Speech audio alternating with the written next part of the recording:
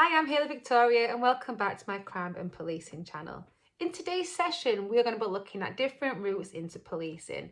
I'm going to be answering a lot of the questions I've had sent to me through my comments and chats because a lot of you really want to join the police or work a part of the policing family, which is super cool. So well done you. One of the questions I've been asked is a bit of a weird one actually. It's not really weird, I don't know why I'm saying that. Basically, I've been asked what to expect on an IPLDP course.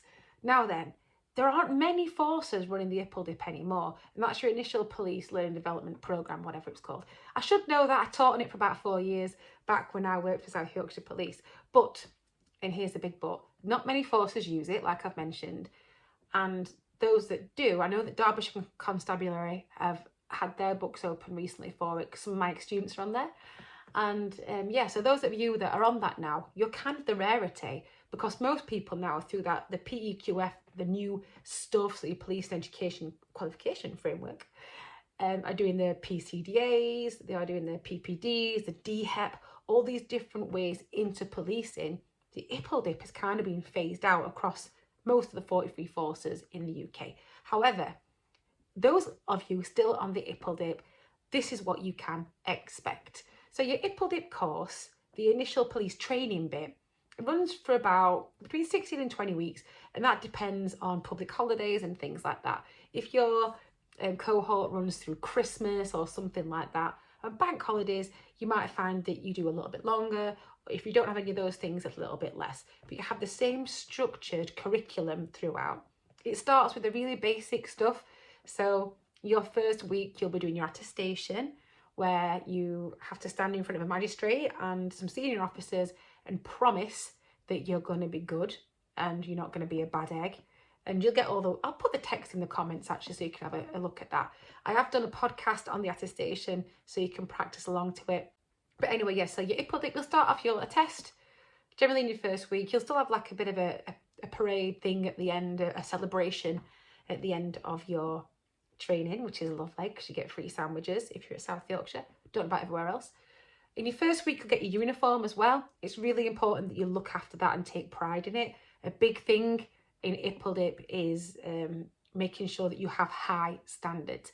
And you don't want to be ditching those standards as soon as you get to districts, okay? Or whatever you call them, regions, areas, district where I am. So you need to keep your boots nice and polished, or bold, as people say, bull in your boots. You need to iron your trousers and your tops. Make sure there's no like fluff and stuff on your hats.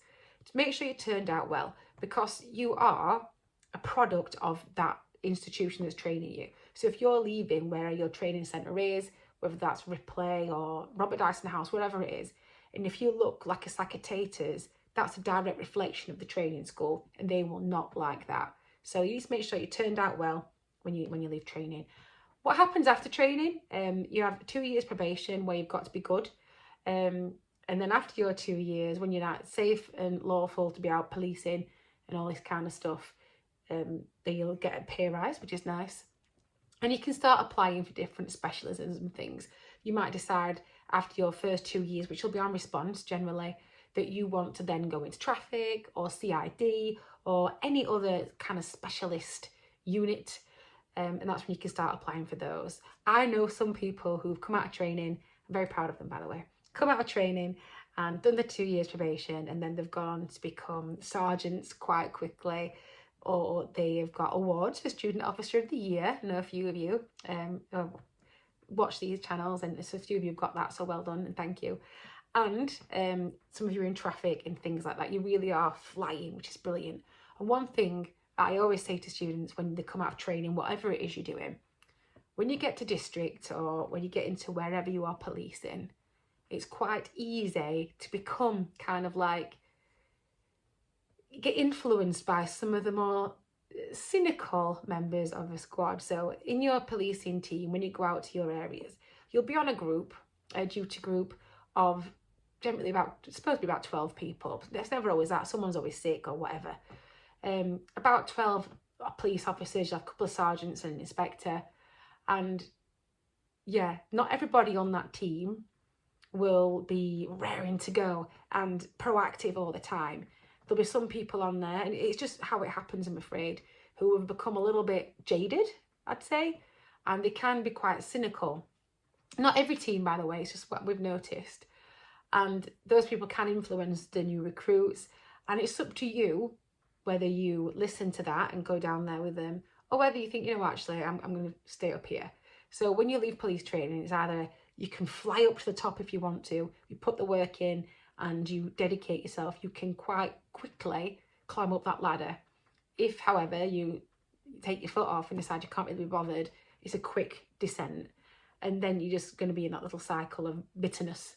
So whatever you do, make sure you join the police for the right reasons and you're not just doing it because, I don't know, you like the hat or whatever.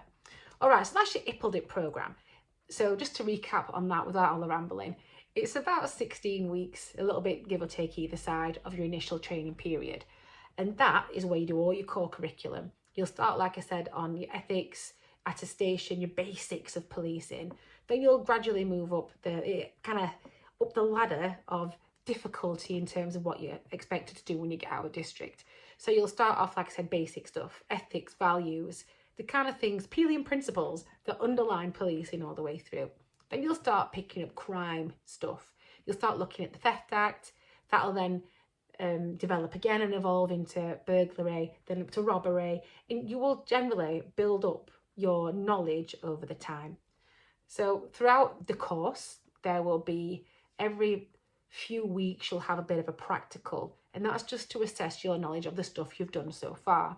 You'll do a role play where you are reacting to an incident in full kit, in full gear, with an actor, role play actor, and you have to respond in the way in which you've been taught. So you'll be using your arrest, you'll be using your necessity criteria, your cautions, everything that you need to do. You get to practice in a safe environment. So you'll do your role plays, generally with police trainers, and you'll do that for like different stages, as I said, throughout. You'll have a traffic role play as well, where you get to do breath tests, which is fun, because your role players are rolling about on the floor pretending to be drunk. I was one of those. We had to do it. It's part of training. The trainers, we had to sometimes, if we weren't teaching it, we'd be the drunks on the floor. Not really drunk, just pretending, unfortunately. So yeah, you have these different stages where you have your practicals. You'll also have knowledge checks. Now, your knowledge checks are national, so everybody on the IPLDP course has to have the same level of knowledge. You don't want to be having all these different things across the UK, because you'll have somebody in some force who's excellent at something when they could be rubbish at it somewhere else. So it needs to be like a national framework. On this programme that you do, you'll have these knowledge checks like I mentioned. You need to score about 70% or higher to pass. You will have an option to retake that, and you will have support from inside as well. You've got to really put the work in. It's an intense few months where you've really got to dedicate your life to it. You really have to put the work in, and it's really worth it, because if you do, you have a much easier time of it. If you put that extra time in, you can download Pocket Sergeant, which is pretty good. I will always recommend buying one of these. So your Policing Handbook for Policing Students, Blackstone's Handbook for Policing Students 2020. You might want to get a more recent one. In fact, you should get as recent one as you can, because there have been a lot of changes in legislation, such as like the Domestic Abuse Act 2021. That's not in my book, but obviously I keep reading and updating my knowledge because I teach policing still. Now it's my main job. So that's your IPLDP course. So yeah, you do that, you have knowledge checks. Then at the end of that time, you will have a big celebration event where your family and friends can come and get some nice pictures in your uniform. You look all nice and optimistic and full of hopes and dreams. And then you'll go out to district. You'll get your locker keys, you get your parva keys. So your parva is your personal safety spray, your CS gas. You will get your airwave locker key, because you will also be issued with your radios, which is pretty exciting. There is a project at the moment running to replace the airwaves with a better system, and that sounds amazing. So one of my friends contacted me on LinkedIn and told me all about it, and I was like, ooh. So that's gonna be really good when that comes in. But obviously things have to be developed, and that's gonna be like amazing. So you could literally be in the middle of nowhere, but you still get a signal.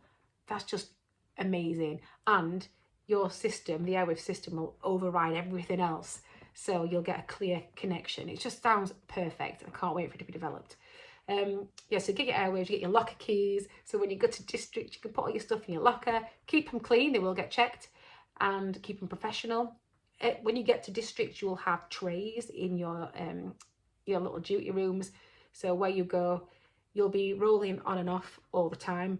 So when your group finishes, another group will start, and that's how you go. And where I was in South Yorkshire, we had A, B, C, D and E group. So they would do it on like a rota system. You're on shifts basically, and they do depending on what you're doing. And yeah, you'll have trays because you can't just leave your stuff lying about. Imagine hundreds of police officers coming out of this room every week. You can't just be leaving your stuff about because it's going to be a massive mess. People are going to get annoyed. If you leave mugs about with like mouldy things in them, people are going to get angry at you. So take care of your stuff and your environment and look after each other. Also, while you're doing your IPLDP course, you will do your A to B driving test. And that's where you will be with your local driver trainers and just have to prove that you can drive a car, basically. The A to B is not difficult. A lot of people get proper scared about it. Honestly, it's easy. So if you've passed your driving test, you can pass the A to B. It's just an elongated driving test. And if anything, it's kind of fun. I really enjoyed my A to B. And that's probably because I had Gary though, and he's a legend.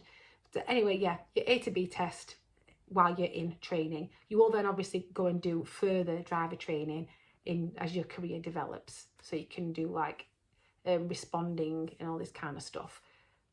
So that's it so far. And yeah, as I mentioned, you'll come back for your advanced training and other stuff as well. After your IPLDP course is finished, you will come back to training after a period of time and do some top-up stuff as well. I think, God, casting my mind back now, we train people on further things such as like counter-terrorism and stuff like that. You will also go back to training to pick up other skills as well. So when new laws and legislations come in, whether that be like the Domestic Abuse Act came in quite recently, you'll go to something called street skills. That's what it was called up here anyway. And that's where there's loads of you in a room and a couple of trainers, bless them, stood at the front trying to convince up to about 100 police officers that they need to listen to them. It's not a very easy gig, but it's an important gig. And what I would assure you, honestly, just sit there, engage, interact, listen and learn, because it's going to help you. They don't invite you to street skills for laugh. They don't get like bonus points for everyone who walks through the door. You have to learn that stuff because new legislations and stuff come out all the time. And it's important as professionals, which you are, that you continually update your skills. A bit like doctors, nurses, other professionals, teachers, you've got to continually be developing your skills to make sure that you are current. You've got the contemporary skills you need to do the job. Anyway, that is the IPLDP course. I hope that's cleared something up for those people who've been asking. If you've got any more questions, please do ask, because yeah, I know a lot about that. So yeah, please ask, leave me some comments or whatever, however you want to contact me. Pigeon, smoke signal, I don't mind. But yeah, thank you very much for watching. See you next time. Stay safe, look after each other, and please don't commit any crimes.